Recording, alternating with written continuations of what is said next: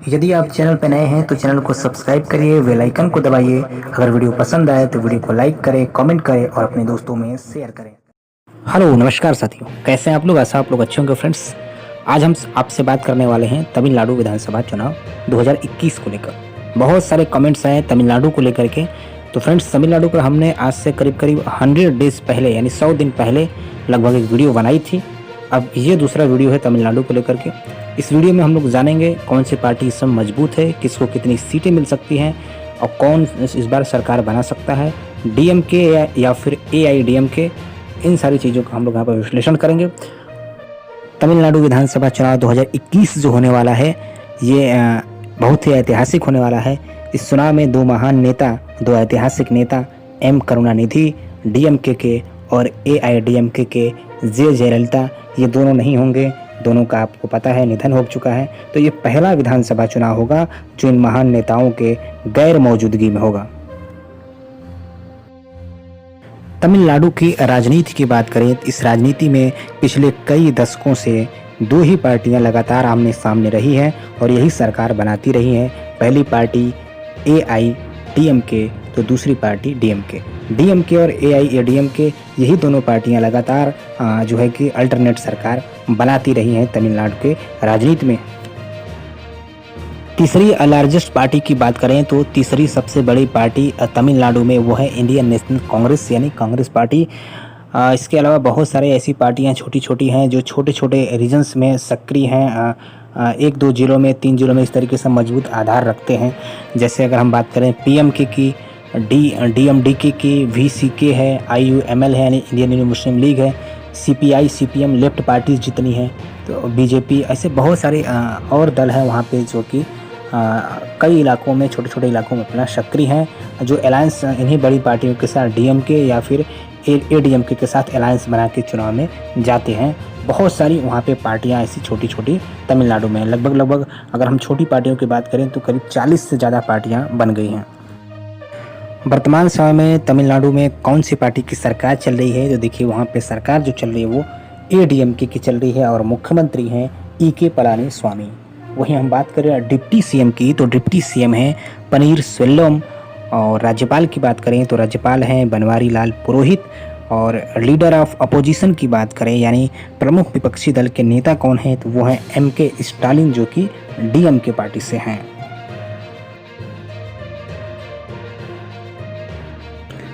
चलिए हम अब वहाँ पे अलायंस देखें तो दो अलायंस है, एक यूपीए और दूसरा एनडीए का अलायंस। यूपीए की बात करें तो यूनाइटेड प्रोग्रेसिव अलायंस जो है ये इसको नेशनल लेवल पे कांग्रेस पार्टी लीड करती है। वहीं दूसरा जो गठबंधन था एनडीए को Bharatiya Janata party national level पर लीड करती है और अभी एनडीए की ही सरकार केंद्र में है नरेंद्र मोदी के नेतृत्व में। यूपीए की बात करें तो यूपीए अलायंस को तमिलनाडु के अंदर जो लीड करता है सबसे बड़ी पार्टी वो है डीएमके।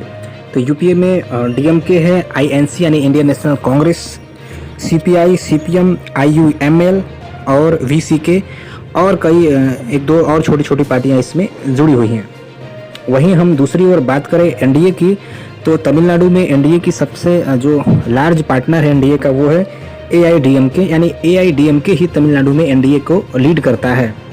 और तो एनडीए में एआईडीएमके, बीजेपी, पीएमके, डीएमडीके और एक दो छोटी पार्टियां इससे मिला करके एनडीए गठबंधन वहाँ पर बना हुआ है। तो ये वर्तमान स्वरूप वहाँ पे गठबंधन का है जो दोनों एक दूसरे के सामने जो है कि मजबूती से टक्कर देते हुए नजर आ रहे हैं।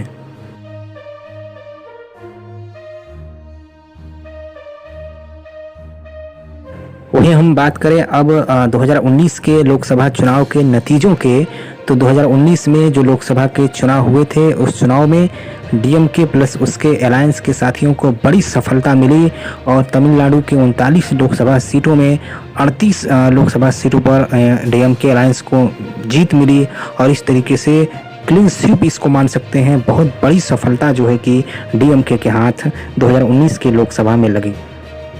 एनडीए अलायंस की बात करें तो एनडीए 39 सीटों पर चुनाव लड़ा, सभी दलों को मिलाकर लड़ा, लेकिन एआईडीएमके और उसके गठबंधन को बड़ी हार का सामना करना पड़ा। यानी बुरी तरीके से ये एआईडीएमके का गठबंधन हारा और महज 39 में से एक सीट मिली, यानी एक सीट से ही केवल संतोष करना पड़ा था। तो ये बहुत बड़ी हार थी एआईएडीएमके की और एआईएडीएमके को बहुत बड़ा झटका लगा। चलिए अब आपको असेंबली बाई इलेक्शन रिजल्ट 2019 के रिजल्ट भी बता देते हैं, क्योंकि जो 2019 में बाई इलेक्शन हुआ था वो 24 विधानसभा सीटों पर हुआ था, जिसमें सीधी सीधी टक्कर एआईएडीएमके और डीएमके की बीच थी। अगर इस चुनाव की बात करें तो इस चुनाव में 24 सीटों में एडीएमके को 11 सीटें और डीएमके को 13 सीटें मिली थीं। तो लेकिन सबसे बड़ी बात ध्यान देने वाली ये है कि ये 24 की 24 सीटें एडीएमके के ही थी, यानी एडीएमके के खाते की थी और इसमें डीएमके को फ़ायदा हो गया। एडीएमके की 13 सीट छीनने में कामयाब रही और यहाँ पे डीएमके को वोट परसेंटेज भी ज़्यादा मिला, 42.85% वोट डीएमके के खाते में रहा। वहीं एआईएडीएमके के खाते में 39.86% वोट मिला और सीटें 11 मिली।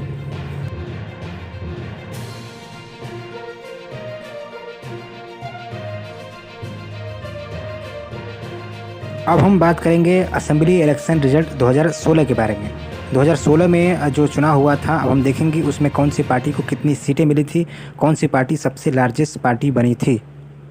2016 के विधानसभा चुनाव में जो सबसे बड़ी सफलता मिली थी वो एडीएमके को मिली थी, एआईएडीएमके को, जो कि जे जयललिता के नेतृत्व में उस समय एआईएडीएमके चुनाव लड़ा था और सबसे बड़ी सफलता मिली 136 सीटें, 234 में 136 सीटें अकेले एआईएडीएमके को मिली। वहीं बात करें डीएमके की तो उस समय करुणानिधि थे डीएमके का नेतृत्व कर रहे और एम करुणानिधि की पार्टी को 89 यानी 89 सीटें मिली। इंडियन नेशनल कांग्रेस की बात करें तो कांग्रेस को 8 सीट मिली। आईयूएमएल की बात करें इंडियन यूनियन मुस्लिम लीग को, तो इसको 1 सीट मिली। इसके अलावा किसी भी पार्टी को कोई भी सीट नहीं मिली। तो ये 4 पार्टियों को ही सीट मिली, जिसमें एआईएडीएमके को 136, डीएमके को 89, आईएनसी को 8 और आईयूएमएल को 1 सीट मिली।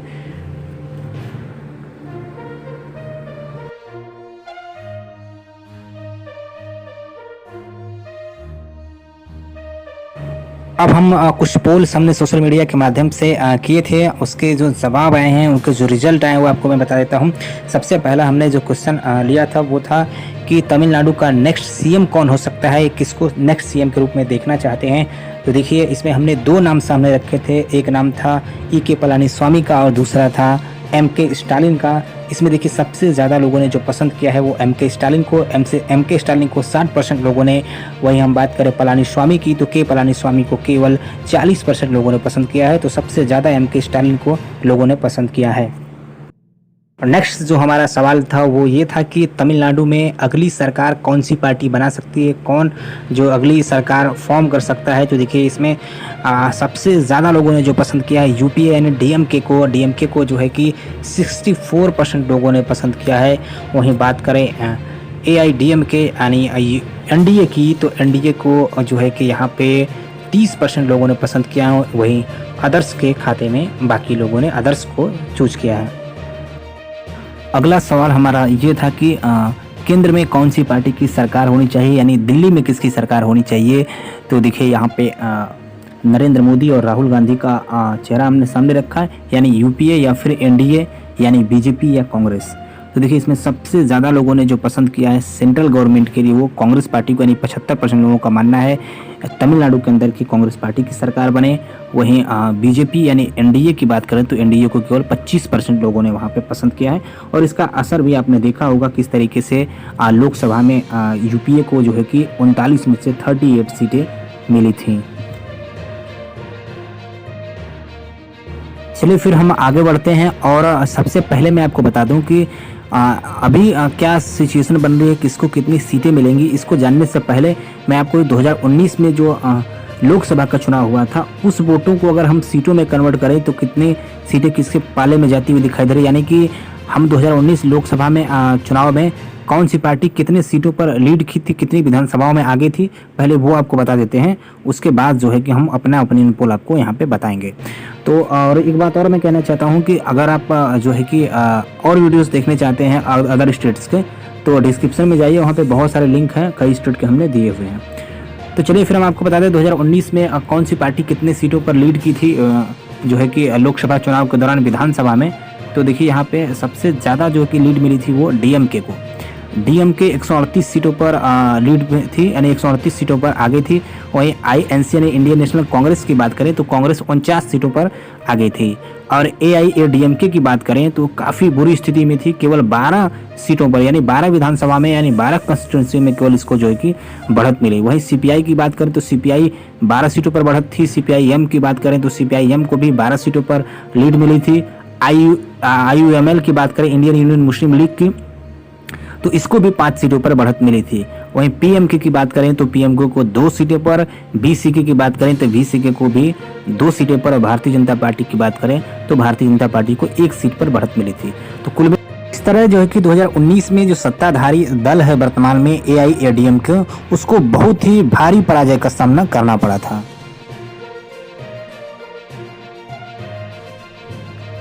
चलिए फिर हम आपको बताते हैं कि 2021 में जो विधानसभा चुनाव होने वाला है, आज की डेट में क्या स्थिति बन रही है, किस पार्टी को कितनी सीटें मिल सकती हैं, कौन सी पार्टी जीत सकती है।